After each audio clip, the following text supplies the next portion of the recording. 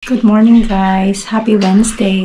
Dito kami ngayon sa bahay ni Zik kasi si Zik wala mang pasok today since it's vacation this week at saka ako since Wednesday bahay ako and then bukas back to work na ulit ako at si Zik back to the daycare again tomorrow. So si Zik ayaw magpakuha ng video, wala sa mode kasi Zik is not really actually feeling good. He's not feeling well kasi nga dala ng ubo niya. It's been 3 days na inuubo siya. So, pero mukhang may improvement naman yung ubo niya. Parang nagiging okay na compared nung first day niya.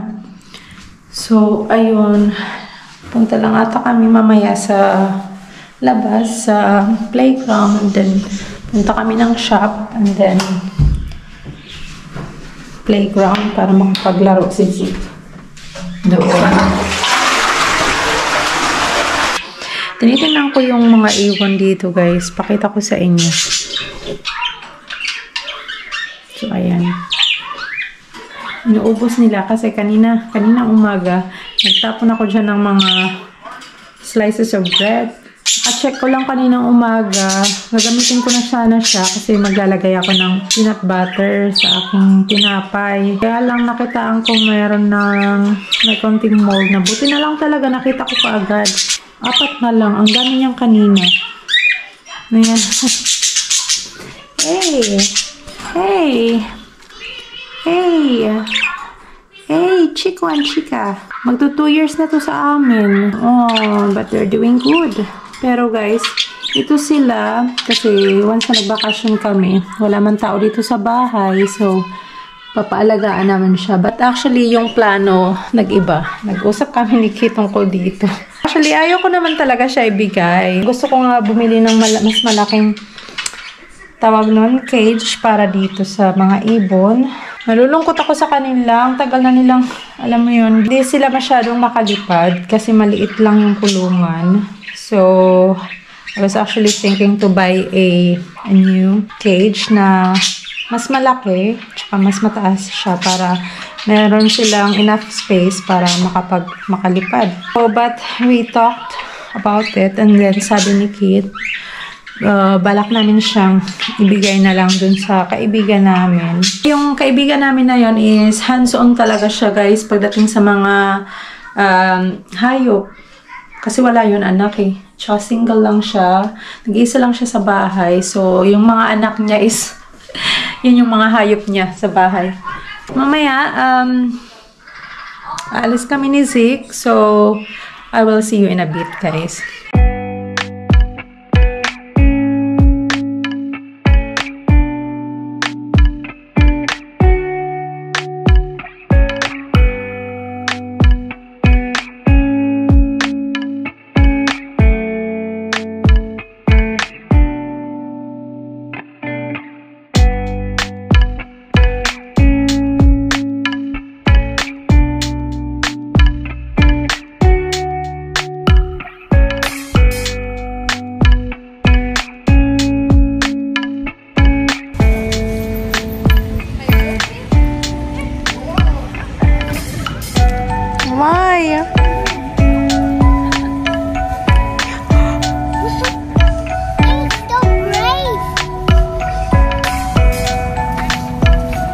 Pa. Oh. So brave, yeah. Brave. And heel sterk, huh? Yeah. I told you. Go Zik. Go Zik. What time is it now, Zik? What time is it now, Zik? You have your watch with you. How late is it now? Ay, Zik, ayaw mag... Okay. Kararating lang namin galing park ni Zik. Tapos nakapag-grocery rin kami. So, bumili ako ng... Guys, madali ang grocery lang to. Kasi alam niyo naman pagka may bata kayong kasama, hindi pwedeng matagal mamili ng mga bibilhin. So, kailangan not to make sure before you leave the house, you have your list. And then Papa and my back. Yeah, Papa is not working. So, bumili ako ng 2 packs ng cherry tomatoes. Bumili ako guys ng salami dito. So, kasi kumain na ng 3. Bigyan ko ito ng 2. This salami is special for kids. Sobrang, ano nito? Sobrang lambot nito guys. Is it lekker? Yeah. Good. Do you want to give something for Papa? Do you want to share it with Papa? Yeah. But Papa is not here yet, no? That's okay. And to the guys also, do you want to share it to the guys? Yeah. Yeah, of meat? Yeah. Ah. Aww. Thank you. Thank you, guys. Kaka. Meron pa dito 2, as I've said, cherry tomatoes. 2 pa. So, gagamitin ko to for tonight's dinner. Gagawa ko ng pasta. Again.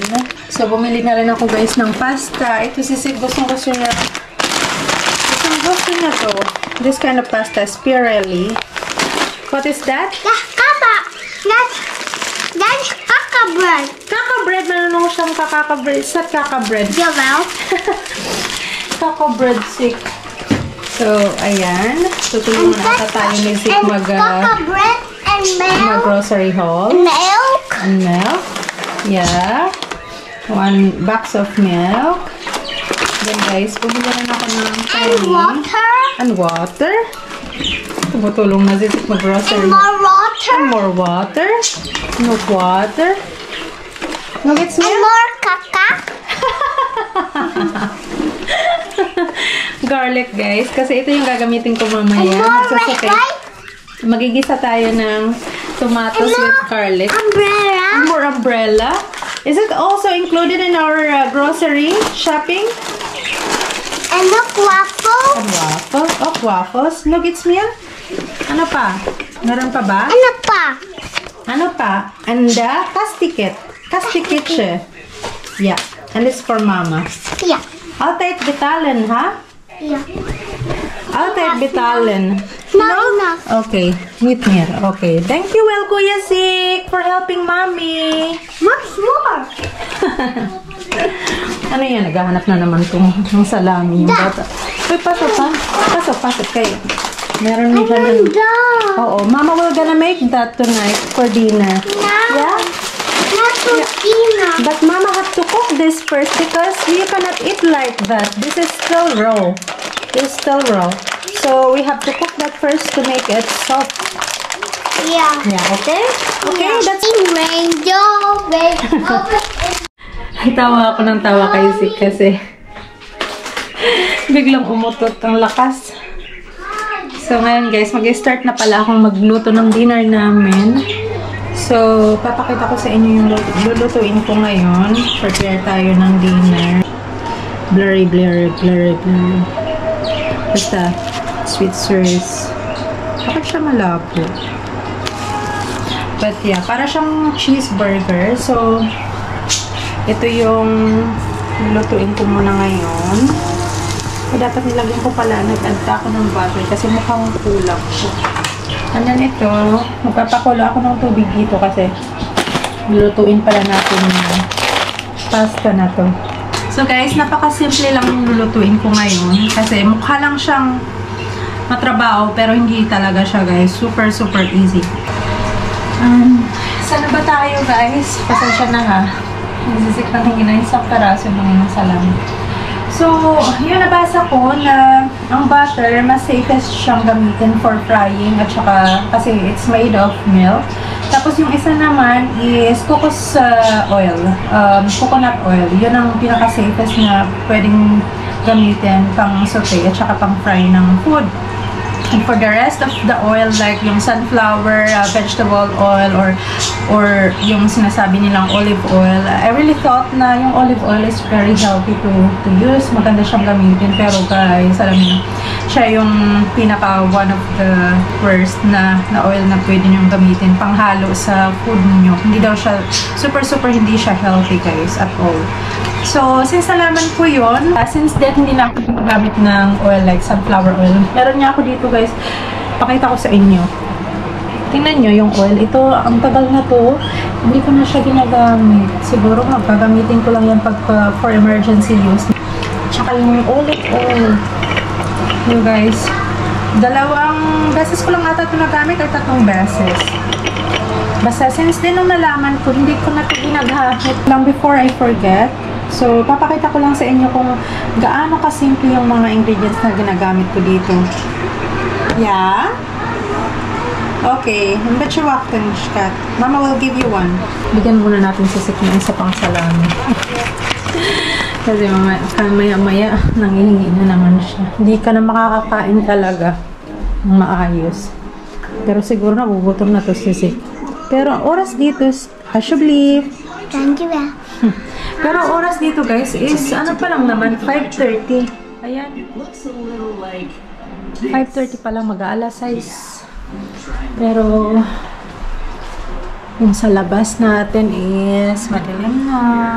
The nights have to be longer and then the days have to be shorter. So yan guys, back to our recipe ingredients. So ganito siya kasimple lang. So, look at this. Meron ako ditong garlic. So, 3 cloves ang nilagay ko dyan. And then, yung cherry tomatoes natin. Isang pack lang yung ginamit ko dito. Pero ganito siya kadami, guys. Kinat ko lang siya into half. And then, Parmigiano cheese. And then, meron tayong tomato puree, pepper, black pepper, and then salt. So, yan lang, guys. Ganyan lang kasimple yung mga ingredients na kailangan nyo for your arrabbiata. Tingnan nyo guys yung ating pasta. Ganito na siya. Luto na to. So, i-drain na natin. Ayan lang siya. So, ayan. Hanggang sa mag-melt. Ito lahat. Then, saka natin ilalagay yung ating garlic. Then, garlic. Gigisan nyo lang yung bawang. Hanggang sa medyo brown na siya. Pero ako hindi ako talaga hindi ko inaantay hanggang sa maging brown siya. And then, ganyan lang siya guys. Hindi na ako mag-aantay hanggang sa maging brown lahat yan. Pwede ko nang ihulog sa mga tomatoes natin. Habang nagigisa tayo ng tomatoes at saka bawang, pwede na rin tayong maglagay ng black pepper at saka yung salt. Ito na siya guys. Ito na yung pinaka-favorite ko sa lahat. Yung puro na mashed yung ating cherry tomatoes. Then after that, maglalagay na ako niya ng tomato puree. Naglagay na nga pala ako dito ng tomato puree. So, maglalagay lang ako ng konting tubig dito para medyo hindi gaano thick yung ating sauce.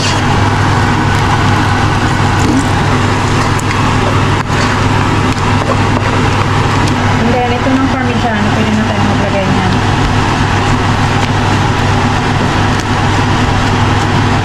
So, ayan. Hindi ko dadamihan na kasi ayoko na mag-cream na sauce.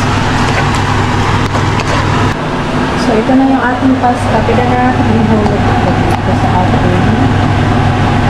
Pero mag-set aside pa rin ako para kay mukhang